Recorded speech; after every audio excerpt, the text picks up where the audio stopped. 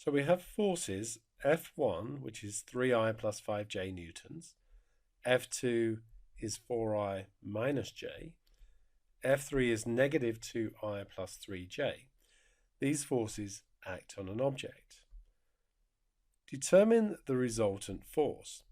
Well, that's just going to be F1 add F2 add F3, which is 3, 5 plus 4, negative 1 plus negative 2, 3. So that's going to be 7 take away 2 is 5. And 8 take away 1 is 7 newtons. Or if you write that in IJ notation, that would be 5I plus 7J newtons. Find the acceleration of the object if m is equal to 2.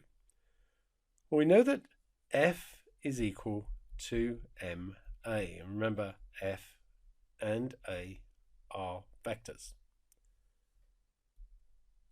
So I've got 5, 7 equals 2A. And therefore A would be divide by 2, 2.5, 3.5 meters per second squared. In B part 2, we would have 5, 7 equals 0.5a.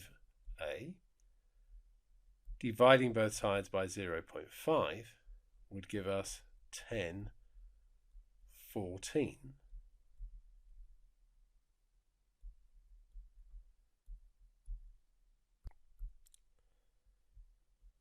So, in C, part 1,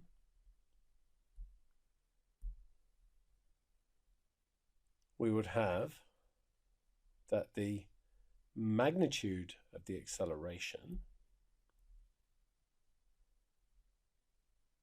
well, let's just explain why. So we know that it's 2.5 across and 3.5 this way.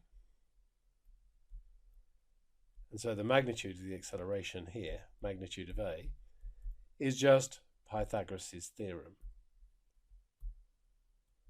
So we're going to have the square root of 2.5 squared add 3.5 squared gives me 4.30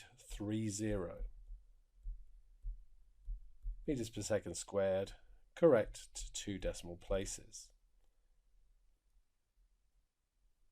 Now for part 2, it's just going to be the same thing, but using this vector just here. So we're going to have the square root of 10 squared add 14 squared, which is 17.20